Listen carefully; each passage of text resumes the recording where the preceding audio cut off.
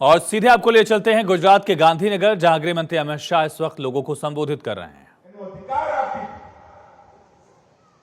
करती वक्त तो एम હતું કે ભારતના ખંડ ખંડ અનેક ટુકડા થઈ જશે, પણ એમને સરદાર સાહેબનો પરિચય નતો। સરદાર સાહેબે 1.5 વર્ષમાં બધું ભેગું કરી આજના ભારતનો નકશો બનાવવાનું કામ કર્યું। હું તો આજની યુવા પેઢીને કહેવા માંગુ છું, જીવનમાં દ્રઢ નિશ્ચયી થવું હોય, જીવનમાં સાદગીના ગુણોને આત્મસાત કરવા હોય, દેશભક્તિ રગે રગમાં વહે એવું ચરિત્ર બનાવવું હોય, કેવળ ને કેવળ દેશના ઉદ્દેશનું લક્ષ્ય પ્રાપ્ત કરવું હોય તો સરદાર સાહેબને વાંચજો, જાણજો અને સમજજો। બાકી કઈ કરવાનું નહીં રે, એક જ જગ્યાએથી હું તો ખરેખર આ સાર્વજનિક મનથી સ્વીકારવા માંગુ છું।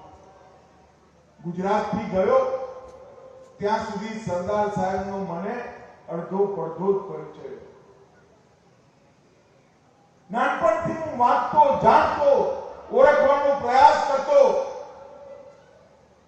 અને 2011 સુધી એવું માનતો કે સરદાર સાહેબ બાબતમાં હું ઘણું જાણું છું, પણ જ્યારે ભારતીય જનતા પાર્ટીનો અધ્યક્ષ બન્યો અને દેશભરમાં મારે પ્રવાસ થયો, સેંકડો લોકો, એવા વિચારવાન લોકો, સમાજના આગેવાન લોકો મને મળ્યા, જેમને કહ્યું કે સરદાર પટેલ પહેલા વડાપ્રધાન હોત તો દેશ ક્યારનો મહાસત્તા બની ગયો।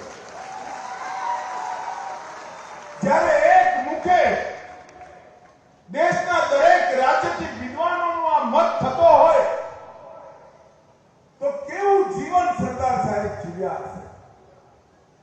આઝાદી પછી કોઈ લાંબો સમય નથી જીવ્યા, આઝાદી પછી લાંબો સમય ન મળવાય છતાંય અખંડ ભારત બનાવવામાં સરદાર પટેલનું યોગદાન આજ કોઈ એનું ચરિત્ર ના લખી શકે એટલું મહાન યોગદાન કરવાનું કામ સરદાર વલ્લભભાઈ પટેલે।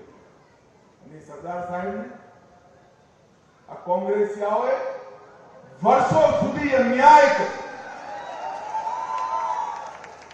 પોતાના પરિવારની દુકાન ચલાવવા માટે સરદાર સાહેબનું સન્માન ના કર્યું।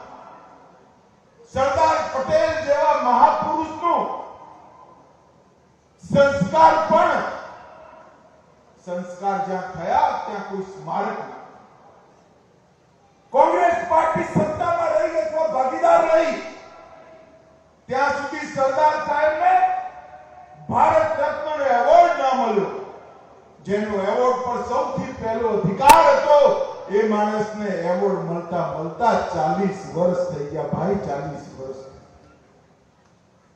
સમગ્ર દેશની અંદર લોકોના હૃદયમાં સરદાર, લોકોના મનમાં સરદાર, દેશના ઇતિહાસમાં સરદાર, પણ સરદારનું ના સ્મારક મળે ના મ્યુઝિયમ મળે।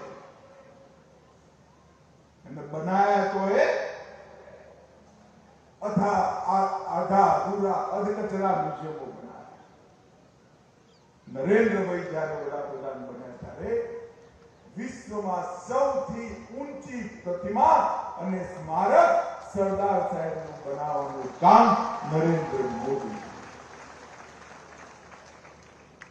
ભારતીય જનતા પાર્ટીએ 1950 થી આજ સુધી જ્યારથી જનસંઘની સ્થાપના થઈ ત્યારથી આજ સુધી